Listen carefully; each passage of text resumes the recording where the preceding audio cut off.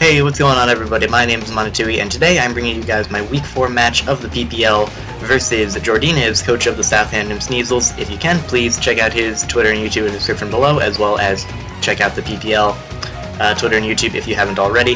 Now, this week, as you guys can see, he brought a pretty scary team. He's got the Miltank, Rotom-Mow, Sylveon, Weavile, Floatzel, and Mega Sizzler. And like I said, even though he does have a scary team, I feel like I have a pretty good matchup against it, and I'm going to do what I can in order to win. So we are going to get into the match real quick. You guys will see how it played out. So we're going to start off. I'm going to lead with my Hariyama as he leads with his Miltank, trying to get up Stealth Rocks early. And I don't overpredict, I don't do anything silly, I just go right for the close combat. And judging by this damage, I know this thing is physically defensive, and I will not be able to knock it out with a heavy slam yet. If I hit it with one more close combat, I will, so I decided to switch out, save my Hariyama, and go out in my Assault Vest Tangrowth as he decides to go for Protect, which I thought was a bit of an interesting play, but totally fine. He's going to go for now the double Protect, get a little bit more lefties going, as I reveal the Poison Jab. And right here, I know he's going to want to switch out into his Sizzler, so I just go right up for the HP Fire, and I nail that prediction right on the head. I go for the HP Fire, and it does about 60%. Now, judging by that damage, I can tell that the Sizzler is definitely max HP. Calced it right after it happened. Here I just go for another HP Fire, and it does very little of this Miltank, leading me to believe that this is a thick fat Miltank, which is totally fine here. I'm going to go out in my physically defensive Manaphy, as he decides to just set up his Stealth Rocks, and I know he's going to go after his Rotom, but I decide to go for the Scald, see if I can snag a burn on anything. I do not, and judging by that damage, I'm actually thinking that that is Assault Vest, and you'll see that later. Here I go out in my Assault Vest Tangrowth, which just eats up this Leaf Storm like it's nothing, and here he's faced with kind of a dilemma. He's not entirely sure what to switch out into, so he decides to go out into his Miltank, which is fair. As I predict that I can go for the Brick Break, which does nothing. I was really hoping that would do a little bit more, but it's totally fine. Here I'm going to go out into my Chandelure, knowing I can take any hit. He might go for the Body Slam. He actually reveals the Ice Punch there. I'm not entirely sure what he has Ice Punch for on my team, maybe the Tangrowth, but even that does very little. Here he's going to hit me with the Earthquake, and it does a good amount of damage, but I am able to get off the burn onto the Miltank, so I can either force the thing to Heal Bell later, or we are in a little bit better of a spot. Now here, I go out into my Hariyama, and once again, I cannot knock out this Sylveon with the Heavy Slam, so I decide to just switch out back into my Tangrowth, as he decides to pull a double into his Sizzler, which I thought was kind of an interesting play. Here, I just stay and go for the HP Fire. I can take a U-turn. Based on the damage, I know he's likely not attack invested, so I can take any hit, and he actually goes out into his Floatzel. Now right here was actually a very pivotal turn. In previous matches, Jordaniv's had brought Special Floatzel with Ice Beam and the Life Orb, and I calced it, and even with an Assault Vest, the Life Orb Ice Beam would knock me out from this range. I can definitely take an Ice Punch. I'm fully physically defensive, and Tangrowth is extremely physically bulky, but I cannot take an Ice Beam. So not wanting to risk that, I switch my Tangrowth right out into my Manaphy, and right here, he reveals the Ice Punch, which made me kind of sad, because I would have been able to kill this thing, but that's alright. I get the Rocky Helmet damage off, I get the Life Orb damage off, as here he goes out into his Sylveon.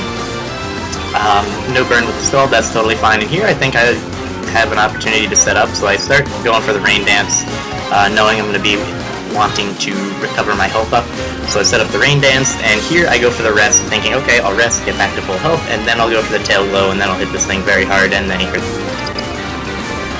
again, I can just go for another Rest. So here, once again, same play as last time, go for the Rest, and he decides to go for the Calm Mind. And this starts a series of events that I'm really not proud of. I make a couple plays here that really are just not smart on my part, as you guys will see. Instead of switching out straight into my Excadrill or sacking off my Chandelure, I go for the Tail Glow. And this Hyper Voice does over half to me, and an even bigger mistake is I stay in and just go for the Scald. Now, I thought a Rain Boosted Scald from a +3 Manaphy would do more to Sylveon, even though it has one Calm Mind up. But that's huge. I no longer have switch-ins to his Weavile. I no longer have super safe switch-ins to his Sizzler. That was huge. I absolutely should not have let Manaphy go down. I should have just sacked off my Chandelure. It's going to die to Stealth Rocks on re-entry. I'm probably not going to find time to spin. And yeah, it was just a huge mistake on my part to let Manaphy go down, and you'll see how that impacts me later. Here I'm going to go out in my Excadrill, and I can just click Earthquake here. It'll 2 a KO. This Sylveon cannot do too much to me, as he decides to go out into his Miltank. And despite this thing being physically defensive, I believe, that does 44%, so I'm easily going to be able to 2 a KO this thing.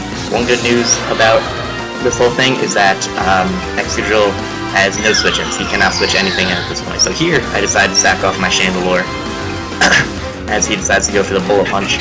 Now, I asked him, I asked him after the battle why he went for Bullet Punch on my Excadrill. Main reason was he could knock out my Excadrill with Aqua Jet from Floatzel with prior Bullet Punch damage, and that kind of makes sense. Excadrill is an enormous threat to his team, and as soon as he can get rid of it, the better. See here, I go out in my Heliolisk, and I can just click Thunderbolt here, and right here, this damage, I'm a modest Specs Heliolisk, that is 100% Assault Vest. Here, once again, I go out into my Tangrowth, as he decides to go for the Leaf Storm, not wanting to give me a free switch into my Excadrill. But here I know, well, no, he goes, wait, he wasn't Assault Vest?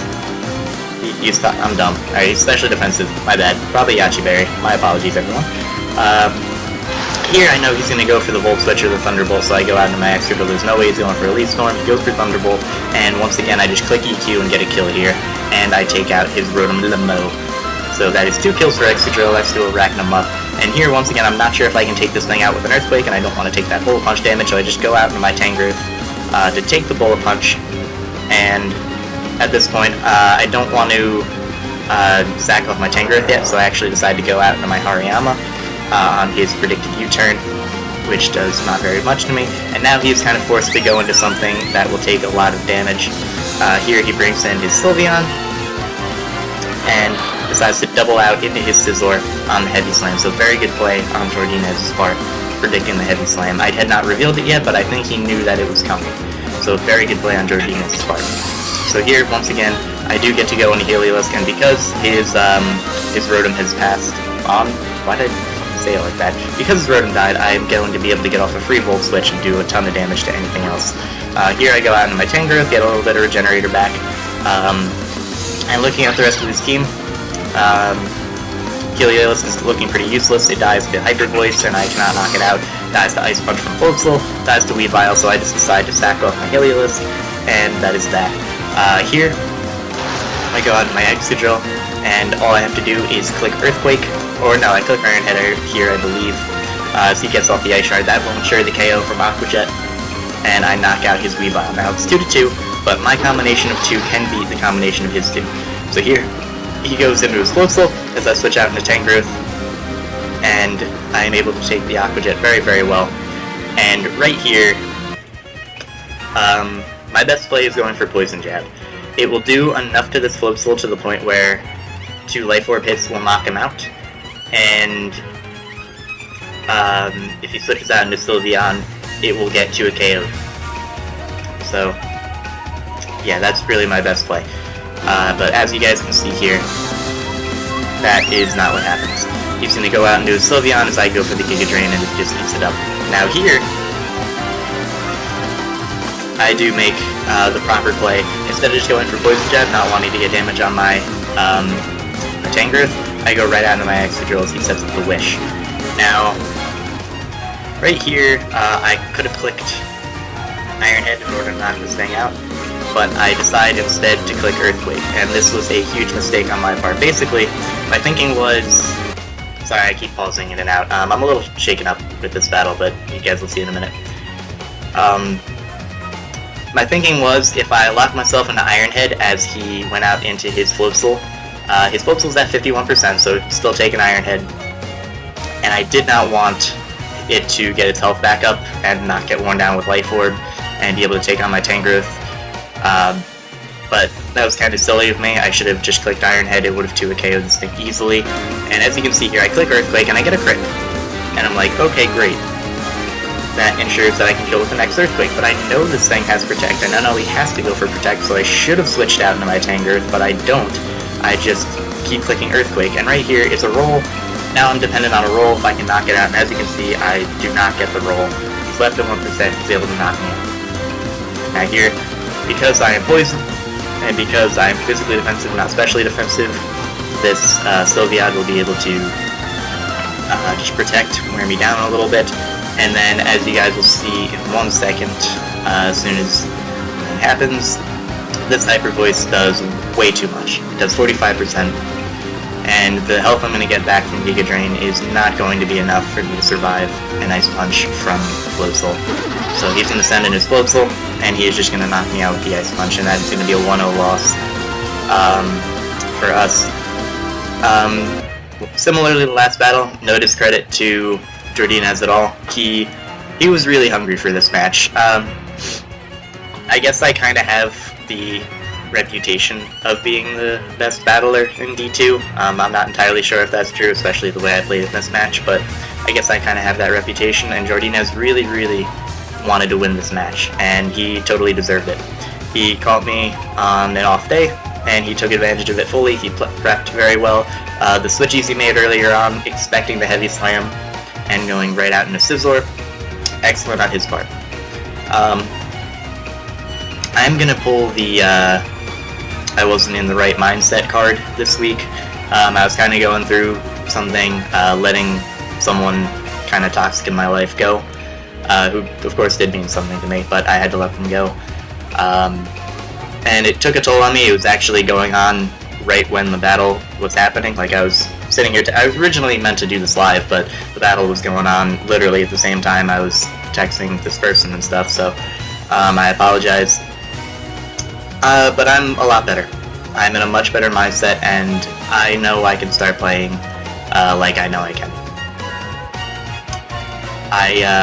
I'm ready to start winning again, and I know that sounds kind of cocky, I guess, but I'm ready to, I'm not ready to start winning again, I'm ready to start playing well again, and I know I have what it takes to continue winning. Of course, some of that is dependent on the game, but I know I'm good enough to do what I can do. So thank you guys for watching. Again, I apologize for my poor play. But next week we're coming back strong versus Ruby, who has a very scary team and a very different team than originally he had. So I will see you guys in the next one.